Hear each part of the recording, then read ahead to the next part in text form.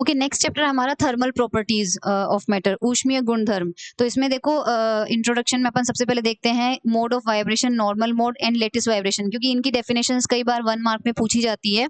So suppose कोई particle है, ठीक है, वो एसएचएम मोशन कर रहा है। एसएचएम मतलब सिंपल हार्मोनिक मोशन, यानी कि एक पॉइंट के इधर उधर इस तरह से मोशन कर रहा है।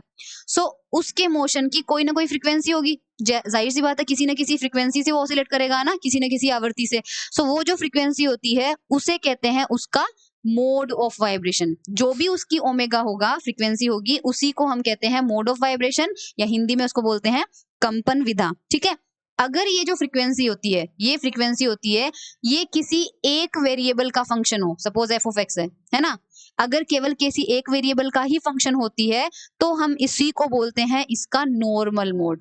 अगर फ्रीक्वेंसी जो है वो केवल एक वेरिएबल पे डिपेंड करे तो इसी मोड को हम बोलेंगे नॉर्मल मोड। ठीक है, प्रसामान्य विधा। तो जब कोई आइसोलेटेड, आइसोलेटेड का मतलब होता है कि एक पार्टिकल जिसके आसपास में कुछ नहीं हो और वो अकेला ही वाइब्रेट कर रहा हो, अकेला वाइब्रेट करता है तो उसकी जो फ्रीक्वेंसी होती है वो एक ही वेरिएबल का होती है, इसलिए उसके पास केवल एक नॉर्मल मोड होता है। लेकिन ये पॉसिबल नहीं है नेचर में, क्योंकि कोई भी, अगर आप मॉलिक्यूल देखो या कोई भी सॉलिड फॉर्म देखो, तो उसमें एक एटम नहीं होता है कभी भी, उसमें हजारों करोड़ों एटम्स होते हैं। तो कोई भी एटम जो होता है, जब वो वाइब्रेट करेगा तो उसके आसपास वाले एटम से कोलाइड करेगा। ठीक है, तो उसके आसपास वाले एटम की वजह से उसकी मोशन जो होती है वो चेंज होती है या ऑल्टर होती है। सो उसकी फ्रीक्वेंसी को जो है वो एक वेरिएबल का फंक्शन नहीं रह पाती, क्योंकि जो दूसरे वाले की फ्रीक्वेंसी है वो उसको इफेक्ट कर रही है, प्रभावित कर रही है। तो इस वजह से हमारे पास एक आइसोलेटेड ऑक्सीलेटर या विलगित जो ऑक्सीलेटर होता है वो रहता ही नहीं है। हमेशा हमारे पास जो ऑक्सीलेटर होगा वो कैसा होगा? कपल्ड ऑक्सीलेटर होगा। कपल्ड का मतलब उसके आसपास वाले एटम की वजह से उसकी मोशन चेंज होगी ही होगी। ठीक है, सो लेटिस वाइब्रेशन क्या होते हैं? लेटिस वाइब्रेशन हमारे पास यहाँ पर क्या होगा, देखो, तो सपोज हमारे पास एक लेटिस है। लेटिस का मैंने बता दिया था कि बहुत सारे एटम्स होते हैं, अरेंज होते हैं रेगुलर ऑर्डर में या जैसे भी होंगे। तो जब ये वाइब्रेट करते रहते हैं अपनी पोजीशन के इधर उधर, सबके अंदर वाइब्रेशन हो रहे हैं, तो इन जो वाइब्रेशंस होते हैं इनको बोलते हैं हम लेटिस के वाइब्रेशन। ठीक है, सो अब हम स्टडी करते हैं एक विमीय परमाणु जालक, one dimensional mono atomic lattice. Mono atomic क्यों बोला? क्योंकि जो भी एटम्स होंगे सब सेम टाइप के होंगे हमारे पास। तो देखो, ये सपोज आपके पास कोई एटम है ना, सारे एटम रेगुलर अरेंज है एक ही लाइन के अलोंग, क्योंकि आपने डायमेंशन क्या मानी है? 1 डायमेंशन। ठीक है, सो सबकी डिस्टेंसेज है ए। और किसी टाइम पे ये सिचुएशन है हमारे पास इक्विलिब्रियम वाली। इक्विलिब्रियम में यानी कि वो ऑक्सीलेशन करते करते अपनी मीन पोजीशन पे है, इधर भी नहीं जा रहे, इधर भी नहीं जा रहे, यहीं पर है। और किसी टाइम पे जब वाइब्रेटिंग वाली स्टेट है ना, ये तो हमारे पास हो गई इक्विलिब्रियम स्टेट, और ये हमारे पास हो गई वाइब्रेशन वाली स्टेट। सो वाइब्रेशन के टाइम पे वो अपनी मीन पोजीशन पे तो नहीं रहेंगे। ठीक है, तो सपोज सब जो है, सारे एटम्स जो हैं, देखो ये वाला एटम अपनी मीन पोजीशन से यहाँ शिफ्ट हो गया, ये यहाँ शिफ्ट हो गया, ये यहाँ शिफ्ट हो गया, ये यहाँ शिफ्ट हो गया, सब अपनी मीन पोजीशन से कुछ कुछ डिस्टेंस पे शिफ्ट हो गए, पर जरूरी नहीं है कि सबकी डिस्टेंसेस सेम हो। तो हम सपोज करो नंबरिंग करते हैं, ये हमारा nth एटम है, तो इसके आगे वाले क्या होंगे? n+1, n+2, n+3, और पीछे वाले क्या हो जाएंगे? n-1, n-2, n-3। ठीक है, nवा एटम जो है वो सपोज अपनी पोजीशन से आगे की तरफ शिफ्ट हो जाता है, और कितनी डिस्टेंस से शिफ्ट होता है? un। ठीक है, u यानी कि डिस्प्लेसमेंट, इस u का मतलब यहाँ पर होगा विस्थापन। ठीक है, और वो nवे एटम का है तो अपन नीचे n लगा देंगे। इसी तरह से n+1 वा एटम है, उसके डिस्प्लेसमेंट को अपन रिप्रेजेंट कर रहे हैं un+1 से, और n-1 वाले को कर रहे हैं un-1 से। ठीक है, सो अब हम देखते हैं कि जो nवा एटम है, जो nth एटम है, उस पर टोटल फोर्स कितना लग रहा है। सो अगर आपको ध्यान हो, कोई पार्टिकल को अगर हम x डिस्प्लेसमेंट दे देते हैं तो उस पर पीछे की तरफ F is to kx force लगता है। करेक्ट, माइनस इसलिए लगाते हैं क्योंकि वो वापस उसको अपनी दिशा में लाने की कोशिश करता है। जैसे सिंपल पेंडुलम है, तो उसको यहाँ से ले जाके अगर यहाँ छोड़ दें तो वो वापस इधर आएगा। क्यों आएगा? क्योंकि हुक्स लॉ के according F is equal to minus kx force उसको अपनी मीन पोजीशन में लाने की वापस कोशिश करता है।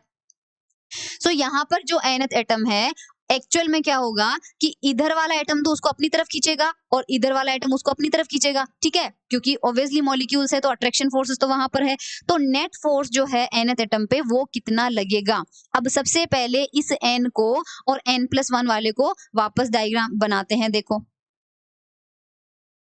ठीक है, 2 ही एटम बना रही हूँ मैं, ये n वाला है, ठीक है, और ये n+1 वाला है। दोनों के बीच में फिलहाल कोई डिस्प्लेसमेंट नहीं है। अब यहाँ पर ये शिफ्ट हुआ इधर कितने से, u1 से, और ये शिफ्ट हो गया u1+1 से, क्योंकि दोनों का डिस्प्लेसमेंट हमने सेम डायरेक्शन में लिया है, लेकिन दोनों की वैल्यू अलग-अलग मानी है। तो इन दोनों के बीच में नेट डिस्प्लेसमेंट, परिणामी विस्थापन कितना आया होगा, वो आया होगा un+1 माइनस un, ठीक है। अगर हम इसको ज्यादा मानते हैं, इसको कम मानते हैं, इसका मतलब ये आगे चला होगा कितने से, जैसे मान लीजिए ये चला इधर 2 मीटर से, है ना, और ये आगे चला है 3 मीटर से। तो ये 3 मीटर से चला था, लेकिन 2 मीटर तो इसने पीछा कर लिया, तो रिमेनिंग कितना डिस्प्लेसमेंट आ गया हमारे पास, दोनों के बीच में कितनी दूरी बढ़ गई, 1 मीटर की दूरी बढ़ गई, राइट। इसी वजह से हमने यहाँ पर माइनस किया है। तो un+1 में से हम un को माइनस करेंगे, तो इन दोनों के बीच में, यानी कि अब आप समझ सकते हो, सपोज इनके बीच में स्प्रिंग है ना, और दोनों के बीच का डिस्प्लेसमेंट आ गया x। सो जितना स्प्रिंग में विस्थापन आता है x, उसी हिसाब से F इज इक्वल टू क्या लगता है, फोर्स लगता है kx, ठीक है। सो यहाँ पर हम k कांस्टेंट की जगह सपोज बीटा कांस्टेंट यूज करेंगे, तो F कितना होगा हमारे पास, k की जगह तो आ जाएगा बीटा, और x क्या होता है, परिणामी विस्थापन, नेट डिस्प्लेसमेंट, जो कि मैंने अभी भी बताया कितना होगा, un+1 माइनस un, तो un+1 माइनस un। तो इतना फोर्स लगेगा किस एटम पे, ये दोनों एक दूसरे पे लगाएंगे, एक दूसरे का मतलब है ये n था, ठीक है, और ये n+1, यानी ये फोर्स इस पर तो लगेगा इधर, और इस पर लगेगा इधर। क्यों, क्योंकि स्प्रिंग के अंदर क्या आया था, बीच में क्या आया, इनके बीच में स्ट्रेचिंग हुई है, एक्सटेंशन आया है, तो वो स्प्रिंग वापस पास लाना चाहेगी दोनों को, इसलिए ये फोर्स की डायरेक्शन होगी। हम सपोज ये डायरेक्शन मानते हैं पॉजिटिव, और पीछे वाली डायरेक्शन हम मानेंगे नेगेटिव। तो हम केवल nवे एटम पे कौन सा फोर्स लग रहा है वो चेक करना चाह रहे हैं, क्योंकि एरो की डायरेक्शन राइट डायरेक्शन में है। सो जो भी फोर्स हमने निकाला, हम उसको प्लस साइन के साथ में लेंगे। तो यहाँ पे देखो मैंने प्लस साइन ले लिया, ठीक है। अब हम बात करते हैं n और n-1 वाले एटम की। सो देखो ये सपोज n वाला ये हो जाएगा n-1 वाला, और ये हो जाएगा n वाला। डिस्प्लेसमेंट हमने इनके कैसे लिए हैं, इसका इधर डिस्प्लेसमेंट है un, और इसका इधर डिस्प्लेसमेंट है un-1। सपोज un की वैल्यू ज्यादा है और un-1 कम है, तो इस कंडीशन में परिणामी विस्थापन कितना होगा, परिणामी विस्थापन होगा देखो un माइनस un-1, और इसी को हम बीटा से मल्टीप्लाई कर देंगे तो फोर्स आ जाएगा। बस हमें उसकी डायरेक्शन चेक करनी है। सो डायरेक्शन अगर हमें देखनी है तो n-1 पे तो इधर लगेगा, और nवे एटम पे इधर लगेगा। हमें केवल nवे एटम को कंसीडर करना है, तो इस पे फोर्स किधर लग रहा है, लेफ्ट साइड में, और लेफ्ट वाले डायरेक्शन को हम क्या मानेंगे, नेगेटिव मानेंगे। तो यहाँ पर अपन को नेगेटिव साइन लेना है। So I hope resultant force clear है। इसका मतलब इस nवे एटम पे n+1 और n-1 दोनों एटम मिलके टोटल इतना फोर्स लगाएंगे। इसको सिंप्लीफाई करेंगे तो हमारे पास आंसर आ जाएगा ये। न्यूटन के सेकंड लॉ से हम जानते हैं, अगर डिस्प्लेसमेंट है un, तो उसकी वेलोसिटी कितनी होगी, du1/dt, और उसका एक्सेलरेशन कितना हो जाएगा, d2u1/dt²। सो दो बार डिफरेंशिएट करेंगे, और F इज इक्वल टू क्या होता है, मास इंटू एक्सेलरेशन। सो इस Fn को लिख सकते हैं मास इंटू एक्सेलरेशन, क्योंकि nवे एटम की बात कर रहे हैं तो उसका एक्सेलरेशन ये हो जाएगा। राइट साइड में हमारे पास एज इट इज टर्म आ गया। ये जो इक्वेशन बनती है, क्योंकि ये सिंपल हार्मोनिक की बनती है, और सिंपल हार्मोनिक मोशन में यहाँ पर डिफरेंशियल इक्वेशन है। अब आपको ध्यान होना चाहिए कि डिफरेंशियल इक्वेशन के जो सॉल्यूशंस आते हैं वो या तो साइन में होते हैं, या कॉस में होते हैं, या फिर एक्सपोनेंशियल में होते हैं। तो हम जनरल यहाँ पर एक्सपोनेंशियल वाला सॉल्यूशन कंसीडर करेंगे। तो इसको सॉल्व करने से हमें जो सॉल्यूशन मिलता है वो डायरेक्टली आपको ध्यान रखना है ये, क्योंकि मैथमेटिक्स में आपने पढ़ा होगा इस तरह की डिफरेंशियल इक्वेशन को कैसे सॉल्व करते हैं। तो यहाँ पर a एम्पलीट्यूड होगा, एक्सपोनेंशियल में i ओमेगा t, क्योंकि t का फंक्शन तो है ही, और साथ में हमारे पास ये x का फंक्शन भी होगा। अब ये x क्या है, यहाँ पे मैंने लिखा है xn। सो xn होगा जो भी पार्टिकल की हम बात कर रहे हैं उसका x कोऑर्डिनेट, क्योंकि ये जो सारी लीनियर ये डायमेंशन हमने मानी है, ये कौन सी दिशा मानी है, x। तो x इक्वल टू 0 के सापेक्ष, x इक्वल टू 0 के रेस्पेक्ट में हम सबके कोऑर्डिनेट देखेंगे। तो पहला आइटम होगा वो a डिस्टेंस पे होगा, दूसरा 2a पर होगा, तीसरा 3a पर होगा, चौथा 4a पे होगा। हम n की बात कर रहे हैं तो वो कितनी दूरी पर होगा ओरिजिन से, n इंटू a दूरी पर होगा। ठीक है। सो यहाँ पर उसका nth कोऑर्डिनेट आ जाएगा na और k की वैल्यू होती है 2 पाई बाय लैम्डा, तो इस xn की जगह वैल्यू पुट कर देंगे na, तो u1 आ जाएगा ये। d अगर इसका t के रिस्पेक्ट में डिफरेंशिएशन करें तो देखो t के रिस्पेक्ट में क्या मिलेगा, i और ओमेगा, ये बाहर आ जाएंगे, रिमेनिंग पोर्शन रह जाएगा। एक बार और कर देते हैं तो ये मिल जाएगा, आयोटा स्क्वायर होता है -1, तो हमारे पास ये आ जाएगा ये सब वैल्यूज हम कहाँ पुट करेंगे, इसमें पुट करेंगे, ठीक है। सो यहाँ अपन इसकी वैल्यू निकाल चुके हैं, ये पुट कर देंगे, और un की वैल्यू भी हमारे पास है, ये पुट कर देंगे। लेकिन हमारे पास un+1 नहीं है और un-1 भी नहीं है, तो इसी इक्वेशन में थोड़ा सा मैं पेन चेंज करती हूँ ताकि हमको और, तो देखो इसी u1 के एक्सप्रेशन में अगर यहाँ n+1 रखना चाहें तो इसी xn की जगह हम xn+1 ले लेंगे, राइट। तो हमें un+1 मिल जाएगा। कैसे, देखो ये un+1 अगर हमको मिला है तो इसी n की जगह अगर हम n+1 कर दें तो वो वैल्यू किसकी हो जाएगी, un+1 की हो जाएगी, और इसी n की जगह अगर हम n-1 कर दें तो वो वैल्यू किसकी हो जाएगी, un-1 की हो जाएगी। फिर हमें सारी वैल्यूज मिल जाएगी। सो un+1 हमें ये मिल जाएगा और un-1 हमें ये मिल जाएगा। इन सारी इक्वेशंस को इक्वेशन 1 में पुट करेंगे। सो इक्वेशन 1 के जो लेफ्ट साइड में था वो था हमारे पास ये, और राइट साइड में हमारे पास इक्वेशन 1 मिली थी ये। ओके, सो यहाँ पर ये वैल्यू हमने निकाल रखी है, ऊपर चेक कर लेना, और ये सारी वैल्यूज हमको मिली हुई है, तो ये मैंने पुट कर दी। सब में से देखो कॉमन क्या क्या आ रहा है। अब देखो ये चीज क्या हो रही है, इसमें e की पावर i ओमेगा t, और अगर इस k को n से मल्टीप्लाई करो और साथ में a आता है तो क्या आता है, kn आ जाता है। जो रिमेनिंग पोर्शन है देखो इसको को अंदर लेके जाऊं मैं तो माइनस का k इंटू 1 इंटू a, ठीक है। तो माइनस का के आ गया और साथ में क्या है, आयोटा, तो माइनस का आई के है, उस माइनस के आई के ए को हमने अलग से लिख लिया। सिमिलरली यहाँ हमको प्लस का आई के ए मिलेगा और लास्ट में हमको कुछ नहीं मिलेगा। सो होगा क्या कि तीनों के अंदर से ये वाला और ये वाला और ये वाला पोर्शन कॉमन आ जाएगा, रिमेनिंग पार्ट हमारे पास ये बच जाएगा, ठीक है। अब देखो लेफ्ट हैंड साइड में और राइट हैंड साइड में ये टर्म कैंसिल आउट हो जाएंगे और रिमेनिंग पार्ट हमारे पास बच जाएगा। ये आप ध्यान रखिएगा, कोस थीटा होता है e की पावर आई थीटा प्लस e की पावर माइनस आई थीटा अपॉन 2, ये वैल्यू होती है कोस थीटा की। तो हम यहाँ पर पुट करेंगे तो 2 कोस के ए बन जाएगा हमारे पास, दोनों में से 2 कॉमन आ जाएगा तो कोस के ए -1 हो जाएगा। कोस 2 थीटा हमारे पास होता है 1 - 2 साइन स्क्वायर थीटा बाई 2, तो यहाँ से अगर मैं इस 1 को इधर ले लूँ तो कोस 2 थीटा -1 कितना हो जाएगा, -2, तो ये हमारे पास वैल्यू आ जाएगी, ठीक है। और यहाँ पर माइनस माइनस कैंसिल आउट होके ओमेगा स्क्वायर की वैल्यू ये आ जाएगी। अगर अंडर रूट ले लें तो हमारे पास इक्वेशन नंबर 6 आ जाएगा। साइन थीटा की मैक्सिमम वैल्यू कितनी हो सकती है, 1 हो सकती है। सो ओमेगा की मैक्सिमम वैल्यू हमारे पास कितनी मिल सकती है, √4 बीटा अपॉन m मिल सकता है। सो इसी एक्सप्रेशन को इक्वेशन नंबर 6 को हम कैसे लिख सकते हैं, ओमेगा, और यहाँ हम क्या लिख सकते हैं, ओमेगा मैक्स, और यहाँ आ जाएगा हमारे पास sign k/2। Case 1 low frequency, अगर सपोज हम न्यू की वैल्यू बहुत कम रखें तो हम जानते हैं न्यू कितना होता है, c बाय लैम्डा। अगर ये वैल्यू टेंस टू 0 है तो ऑलमोस्ट ये वैल्यू कितनी हो जाएगी, इन्फिनिटी को अप्रोच कर जाएगी। और अगर लैम्डा इनफाइनाइट होता है तो k की वैल्यू हमारे पास क्या हो जाएगी, टेंस टू 0। तो जब k की वैल्यू हम जानते हैं जब थीटा बहुत कम होता है तो हम साइन थीटा को क्या लिखते हैं, सिर्फ थीटा लिख सकते हैं। तो k की वैल्यू हमारे पास 0 हो रही है तो ये पूरा थीटा क्या हो जाएगा, 0। तो साइन थीटा को सिंपली क्या लिख देंगे, ka/2 लिख देंगे। तो ओमेगा की वैल्यू में हमारे पास ये फॉर्मूला आया था, इसमें हम साइन को हटा देंगे, सिर्फ ka/2 रख लेंगे और ओमेगा की वैल्यू आ जाएगी हमारे पास ये। इस कंडीशन में अगर हम फेज वेलोसिटी और ग्रुप वेलोसिटी निकालें तो फेज वेलोसिटी और ग्रुप वेलोसिटी क्या होगी। अब यहाँ पर देखो फेज वेलोसिटी का फॉर्मूला आपको ध्यान रखना है, ये फेज वेलोसिटी का फॉर्मूला होता है और ये होता है ग्रुप वेलोसिटी का फॉर्मूला, ठीक है। सो फेज वेलोसिटी होती है, इस k को नीचे लेके आ जाएंगे तो क्या मिल जाएगा, a बीटा बाय m। और अगर ग्रुप वेलोसिटी निकालनी है तो दोनों साइड में डिफरेंशिएशन करो तो इधर तो हो जाएगा d ओमेगा और इधर सिर्फ k का होगा क्योंकि बाकी सारे टर्म कांस्टेंट है। तो यहाँ पर क्या हो जाएगा, d ओमेगा, ये पूरा कांस्टेंट की तरह बाहर आ जाएगा। फिर इसको dk को नीचे लेके आ जाएंगे तो हमें वापस सेम वैल्यू ही मिल जाएगी। जब फेज वेलोसिटी और ग्रुप वेलोसिटी सेम होती है तो इस तरह के मीडियम को हम कहते हैं नॉन डिस्पर्सिव मीडियम या फिर अपरिक्षेपणी माध्यम। क्यों, क्योंकि एक एग्जांपल देती हूँ, सपोज जो व्हाइट लाइट है, अच्छा फेज वेलोसिटी और ग्रुप वेलोसिटी का मतलब क्या है, जैसे मान लो व्हाइट लाइट है तो व्हाइट लाइट के अंदर हमको पता है 7 कलर्स होते हैं, यानी 7 रंग की वेव्स आ रही है।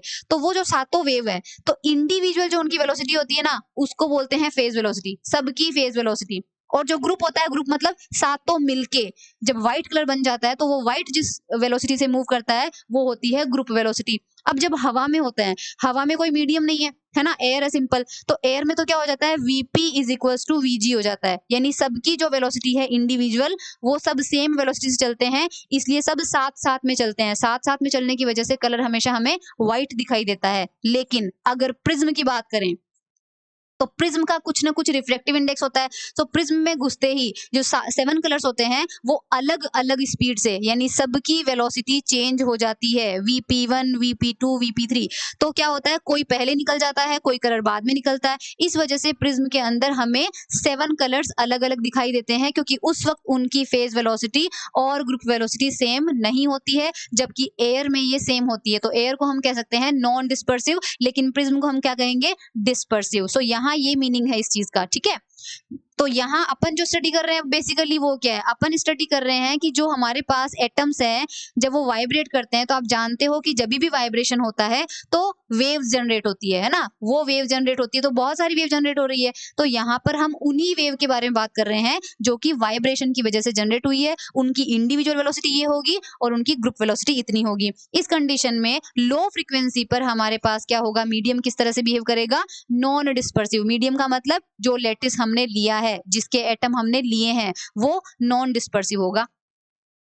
हाई फ्रीक्वेंसी पर हम कहेंगे कि के की वैल्यू बहुत ज्यादा हो जाएगी, जैसा कि मैंने बताया कि न्यू ज्यादा होगा तो लेमडा कम हो जाएगा, लेमडा कम हो जाएगा तो के ज्यादा हो जाएगा, क्योंकि के क्या होता है 2 पाई/लेमडा। सो इस कंडीशन में वीपी की वैल्यू हमें मिलेगी ओमेगा बाय के। सो ओमेगा का एक्सप्रेशन हमने फॉर्मूला निकाला था, ये आया था ओमेगा का फॉर्मूला। अभी ऊपर देखना उसको किसे डिवाइड करना है, कैसे डिवाइड करना है। थोड़ा सा यहाँ पर अपन क्या करेंगे कि ऊपर नीचे a/2 से ऊपर मल्टीप्लाई कर दिया और a/2 से नीचे मल्टीप्लाई कर दिया, उससे कोई फर्क नहीं पड़ेगा। इस 2 से ये वाला 4 कैंसिल आउट होके यहाँ पर ये बच जाएगा और रिमेनिंग पोर्शन में हमारे पास ये बच जाएगा। सपोज इस एक्सप्रेशन को हम वी नॉट से डिनोट करते हैं, कुछ नहीं है, वी नॉट बस कांस्टेंट है, तो हमारे पास वीपी की वैल्यू तो आएगी ये, लेकिन अगर हम Vg निकालें तो वो क्या हो जाएगा, d/dk इंटू ओमेगा। सो d/dk ओमेगा का फॉर्मूला हमारे पास ये होता है। अब इसका डिफरेंशिएशन करेंगे तो साइन का डिफरेंशिएशन क्या होता है, कोस, और कोस के साथ में ये a/2 फैक्टर एक्स्ट्रा आएगा। सो यहाँ पर फिर से इस 2 से 2 कैंसिल हो जाएगा और ये वैल्यू हमको मिल रही है V नॉट। तो आप देख पा रहे हो कि इस कंडीशन में Vp और Vg सेम नहीं है, ठीक है, Vp और Vg सेम नहीं है। सो इस कंडीशन पे ये मीडियम कैसा होगा, डिस्पर्सिव मीडियम होगा। इसका मतलब इंडिविजुअल कंपोनेंट अलग अलग स्पीड से निकल जाएंगे और ग्रुप के साथ नहीं चलेंगे। केस थर्ड होता है cut off frequency. Cut off का मतलब होता है जब ओमेगा की वैल्यू अपनी मैक्सिमम वैल्यू के इक्वल हो जाए, और ऊपर हमने देखा है मैक्सिमम वैल्यू कितनी किसके इक्वल आ रही है, √4 β/m के इक्वल आ रही है, ठीक है। तो इसको लिख सकते हैं 2 βm, और हम जानते हैं ओमेगा की वैल्यू क्या होती है, 2πf होता है। इस f को हम न्यू से रिप्रेजेंट करेंगे, तो हम यहाँ पर लिख लेंगे, क्योंकि ओमेगा अगर मैक्सिमम है तो उसके करस्पॉन्डिंग न्यू भी हमें क्या मिलेगा, मैक्सिमम मिलेगा। ओके, सो ये वैल्यू हमको यहाँ पर मिल जाएगी। अब देखो के ए की, और हमें जो ये जो ओमेगा मैक्स मिलता है ये कब मिलता है, आपको ध्यान हो तो ऊपर मैंने बताया कि जब साइन ke/2 अपनी मैक्सिमम वैल्यू को अचीव कर लेता है, ठीक है, और इसकी मैक्सिमम वैल्यू कितनी होती है 1, और ये 1 हमें कब मिलेगा, जब ये थीटा क्या हो जाए, π/2 हो जाए, यानी जब के ए की वैल्यू π/2 के इक्वल हो जाए तब हमको ये मैक्सिमम वैल्यूज मिलेगी। सो यहाँ पर के मैक्सिमम की वैल्यू हमारे पास ये हो जाएगी, के हम जानते हैं 2π/λ होता है। अगर ये वैल्यू मैक्सिमम है तो जाहिर सी बात है लैम्डा क्या होगा, मिनिमम होगा। सो लैम्डा मिनिमम की वैल्यू हमें यहाँ पर मिल रही है 2a। इसका मतलब होता है कि उस जो मीडियम हमने लिया है जिसमें एटम वाइब्रेट कर रहे हैं, तो इनकी वजह से जो वेव जनरेट हो रही है उसकी लैम्डा 2a मिनिमम हो सकती है। इससे कम वेवलेंथ वाली वेव हमें वहां पर नहीं मिलेगी। इसी तरह से इस फ्रीक्वेंसी से ज्यादा, कौन सी, न्यू मैक्सिमम, इस फ्रीक्वेंसी से ज्यादा की वैल्यू भी हमें वहां पर नहीं मिलेगी। ओके, अब यहाँ पर देखो, अगर न्यू मैक्स की वैल्यू निकालें तो न्यू मैक्स की वैल्यू आती है 1/π। ये कैसे आया, ये देखो एक बार यहाँ पे, ये देखो 2 β/m है और इधर ये वैल्यू है, 2 से 2 कैंसिल कर दो, इस पाई को इधर भेज दो तो यहाँ 1/π हो जाएगा। तो 1/π √β/m क्या हो गया, न्यू मैक्स, ठीक है। सो यहाँ से मैंने ये फॉर्मूला लिखा है, इसको नियरली इक्वल मान सकते हैं हम V0/λ मिनिमम। क्यों, क्योंकि V0 हमारे पास था, ये ऊपर वीडियो बैक करके आप देखोगे तो V0 की वैल्यू हमने मानी थी ये, और लैम्डा मिनिमम होता है ये। वैसे तो इन दोनों को डिवाइड करेंगे तो आंसर क्या आएगा, 1/2 √β/m, और यहाँ पर आ रहा है 1/π, पाई कितना होता है 1/3, तो लगभग इनको हम इक्वल मान सकते हैं 1/2 और 1/3 को ऑलमोस्ट अगर अपन इक्वल माने थोड़ा बहुत रेशो अप्रोक्सीमेटली, तो ये वैल्यू हमारे पास आती है V0/2a। So the crystal behaves like low pass filter. Low pass filter क्यों? क्योंकि ऐसा मीडियम बन जाएगा जिसमें जो वेव जनरेट होगी, अभी अभी हमने देखा कि लैम्डा मिनिमम से नीचे की अलाउड नहीं है, यानी कि लैम्डा मिनिमम से छोटी वेव अलाउड नहीं होगी। सो इन्फिनिटी से लेके लैम्डा मिनिमम वाली अलाउड होगी और लैम्डा मिनिमम से कम वाली वेवलेंथ अलाउड नहीं होगी। इसी तरह से अगर हम फ्रीक्वेंसी की टर्म्स में बात करें तो हमें 0 से लेके इस मैक्सिमम फ्रीक्वेंसी तक की वेव मिल सकती है, इसके बाद हमें नहीं मिलेगी। तो इस फिल्टर को बोलते हैं लो पास फिल्टर। लो पास फिल्टर इस वजह से बोलते हैं क्योंकि वो लोअर फ्रीक्वेंसी, लोअर का मतलब 0 से लेके न्यू मैक्स तक की अलाउड कर देगा, यानी इस रेंज की तो अलाउड कर देगा, इससे ज्यादा हाई वाली को वो स्टॉप कर लेगा, रोक लेगा। इससे ज्यादा हाई की वहां फ्लो नहीं होगी। सो हाई वाली को रोक रहा है और लो वाली को अलाउ कर रहा है, तो फिल्टर कौन सा हो गया? लो पास फिल्टर। ठीक है, फ्रीक्वेंसी की टर्म्स में हमने देखा है, लैम्डा के टर्म्स में डेफिनेशन उल्टी हो जाती है, इसलिए वो हम नहीं लिख रहे हैं अपन।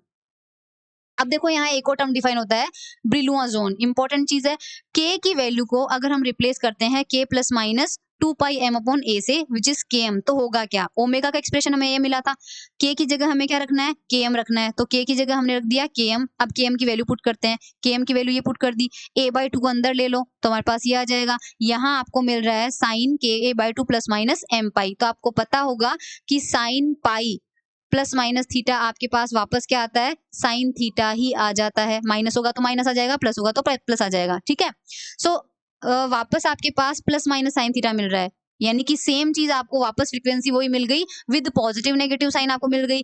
पर क्योंकि frequency can not be negative, frequency कभी नेगेटिव नहीं हो सकती है, इसलिए हम फ्रीक्वेंसी की जो नेगेटिव वाली वैल्यू है उसको कंसीडर नहीं करेंगे। तो यानी कि हमें के और के एम पे ओमेगा सेम मिल रहा है, ओमेगा की वैल्यू रिपीट हो जाएगी के से जब हम के एम तक जाएंगे। सो फर्स्ट बार वैल्यू कब रिपीट होगी? जब हम एम की वैल्यू क्या लेंगे? सबसे मिनिमम, विच इज 1, क्योंकि एम इक्वल टू 0 पर तो हम वहीं पर है। सो एम इक्वल टू अगर 1 लेंगे तो के एम की वैल्यू हमारे पास कितनी हो जाएगी? यहाँ हमने 2m पाई लिया था, ठीक है, एम की वैल्यू हमने 1 रख दी तो कितना हो जाएगा? 2π/a। सो इस के को हम किस रेंज में लिमिट कर देते हैं? 2π/a रेंज में लिमिट कर देते हैं। क्यों? क्योंकि इस रेंज के बाद वैल्यू वापस रिपीट हो रही है, जैसा हमने अभी ऊपर प्रूव कर दिया। तो हम 2π/a की रेंज में इसको लिमिट करते हैं, तो रेंज 2π/a रखना है। तो रेंज 2π/a हम क्या करेंगे?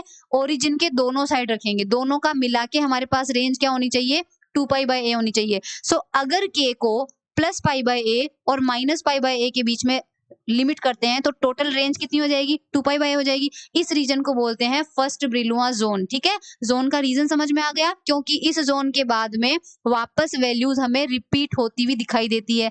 और सेकंड ब्रिलुआ जोन कैसे बनेगा? सेकंड ब्रिलुआ जोन की रेंज ये होगी, अभी डायग्राम में देखेंगे कि वो कैसे आती है। सो यहाँ पर देखो, at the boundary of Brillouin zone, boundary पे क्या होगा? तो पहले ब्रिलुआ जोन की बाउंड्री हमें कहाँ पर मिलेगी? प्लस के π/a और माइनस π/a पर। तो देखो एक बार, प्लस π/a और माइनस π/a रखते हैं तो के एन ए की वैल्यू हमारे पास कितनी हो जाएगी? ये हो जाएगी। ठीक है, के की वैल्यू रखी और वो हो रहा है हमारे पास प्लस माइनस एन पाई। तो जो डिस्प्लेसमेंट का फॉर्मूला हमें शुरुआत में मिला था उसमें देखो के एन ए की वैल्यू आ रही है एन पाई, तो इसकी जगह हम क्या रख देंगे? एन पाई रख देंगे। और e की पावर आई थीटा, ये देखो एक्सपोनेंशियल आई थीटा क्या होता है? Cos theta plus sine theta, ये वैल्यू तो हो जाएगी 0 और ये वैल्यू हो सकती है प्लस माइनस 1। तो un की वैल्यू हमको क्या मिल रही है? Plus minus e/2। इस तरह की वेव को ऐसे बोलते हैं स्टेशनरी वेव, जो कि मूव नहीं करती है। ध्यान रखना, x is equal to, suppose कहीं पर लिखा हुआ हो a sine omega t minus k x, इस तरह की वेव के जो ऑक्सीलेशन होते हैं वो टाइम के साथ भी होते हैं और x के साथ भी होते हैं, यानी इस तरह की वेव को ऐसे रिप्रेजेंट हम करते हैं।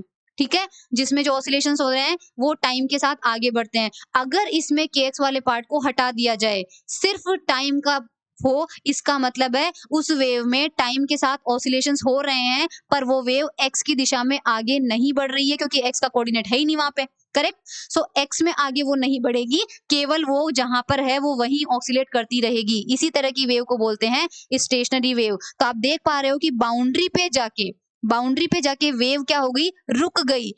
तो एक्चुअल में वो रुकती नहीं है। इस तरह की वेव कैसे बनती है? ध्यान रखना, सपोज कोई वेव आई चलते चलते बाउंड्री पे टकराई और टकरा के वो वापस मुड़ गई।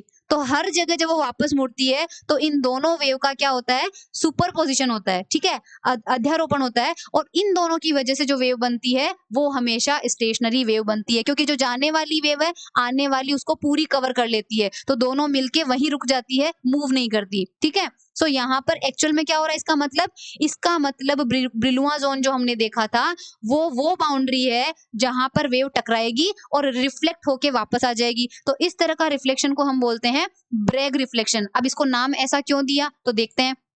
सो बाउंड्री पे हमारे पास जब k की वैल्यू थी तो साइन थीटा क्या होगा, साइन थीटा हमने क्या लिया है, ka/2 लिया है, और k की वैल्यू अगर हम ये रखते हैं तो पाई/a रखा है, तो a से a कैंसिल हो जाएगा, इसकी वैल्यू क्या आ जाएगी, 1 आ जाएगी। ब्रेग का लॉ आप जानते हो कितना होता है, 2d sin theta upon n lambda. तो यहाँ हम चेक करते हैं, 2 की जगह देखो 2 लिखते हैं, और d हम क्या लेते थे, अगर आपको ध्यान हो तो ब्रेग लॉ के टाइम पे ये एक एटम था और ये दूसरा एटम है, इन दोनों के बीच की दूरी हमने क्या ली थी, d ली थी। और आज हमारे पास एक एटम यहाँ रखा हुआ है और एक एटम यहाँ रखा हुआ है, और उनके बीच की दूरी हमने क्या ली है, a। तो d की जगह हम क्या रख देते हैं, a रख देते हैं, और थीटा की जगह हमने क्या लिया है, ka/2। और n का मिनिमम ऑर्डर देखते हैं, सबसे नंबर 1, तो n की वैल्यू 1 रख देंगे मिनिमम, और लैम्डा की जगह लैम्डा रख देते हैं। तो यहाँ से हमको क्या मिल रहा है, lambda is equals to 2a मिलता है, जो कि हम रिजल्ट पहले ही प्रूव कर चुके हैं हमारे केस में। ये देखो लैम्डा की वैल्यू मिनिमम हमें कितनी मिली है, 2a, यानी कि ब्रेग लॉ सेटिस्फाई हो रहा है हमारा। इसका मतलब जो हमारा रिफ्लेक्शन हो रहा है हम उसको ब्रेग नाम दे सकते हैं, क्योंकि ब्रेग लॉ से भी वही रिजल्ट आ रहा है जो हमारे डेरिवेशन से रिजल्ट आया। अब ये जो ग्राफ प्लॉट किया है ये हमने बेसिकली लो फ्रीक्वेंसी में और हाई फ्रीक्वेंसी में प्लॉट किया है। अगर आप यहाँ पर जो ग्राफ प्लॉट किया हुआ है वो आपको गिवन है k वर्सेस ओमेगा का ग्राफ है, ठीक है, ओमेगा वर्सेस k का ग्राफ है। तो मैं थोड़ा सा लो फ्रीक्वेंसी रेंज में लेके चलती हूँ वापस आपको। हाँ, ये देखो एक बार आप, हाँ, लो फ्रीक्वेंसी में ये ओमेगा है और इधर ये वैल्यू आई है, तो 2 से ये देखो, सॉरी, है ना, इक्वेशन नंबर 9 को देखो, मैं इक्वेशन नंबर 9 को एक बार यहाँ लिखती हूँ, omega is equals to k times, देखो a बीटा अपॉन m, जो कि क्या होता है, v0। सो ओमेगा बिल्कुल k के क्या है, डायरेक्टली प्रोपोर्शनल। ये ग्राफ कैसा बन रहा है, y is equals to mx का, तो स्ट्रेट लाइन बनेगा। इसलिए आपके पास इस ग्राफ में देखो कि जो a वाला ग्राफ है, ये a वाला ग्राफ है लो फ्रीक्वेंसी रेंज का, ओके। लो फ्रीक्वेंसी में देखो यहाँ पर आपको स्ट्रेट लाइन मिल रही है, ओके, ये स्ट्रेट लाइन आपको मिलेगी किसमें, लो फ्रीक्वेंसी में। हाई फ्रीक्वेंसी में आप देखो ग्राफ कैसा बनना चाहिए, हाँ, हाई फ्रीक्वेंसी में हमारे पास ओमेगा का फॉर्मूला क्या आया है, चेक करते हैं।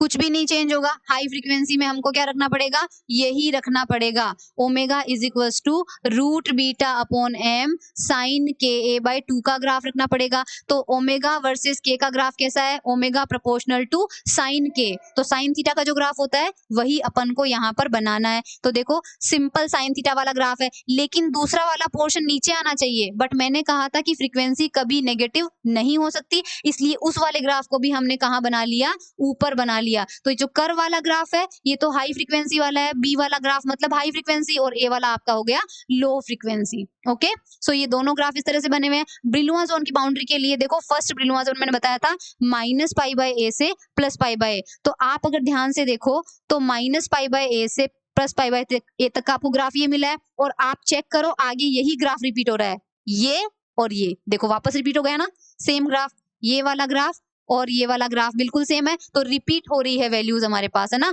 तो ब्रिलुआ जोन की बाउंड्रीज ये है, ये बाउंड्रीज है। लेकिन सेकंड ब्रिलुआ जोन को देखो, फर्स्ट के दोनों साइड होगा वो, तो -2π/a से -2π/a इधर, और π/2π/a से 2π/a तक इधर, तो ये सेकंड ब्रिलुआ जोन होगा। इसी तरह से थर्ड और थर्ड दोनों साइड में आपको मिलेगा, ठीक है, और फर्स्ट आपका सेंटर में होगा। तो ये पूरा था हमारा मोनो एटॉमिक लीनियर लैटिस के अंदर, डिस्पर्शन भी कह सकते हैं इसको, है ना, डिस्पर्शन भी हमने देखा है पूरा पूरा, विक्षेपण।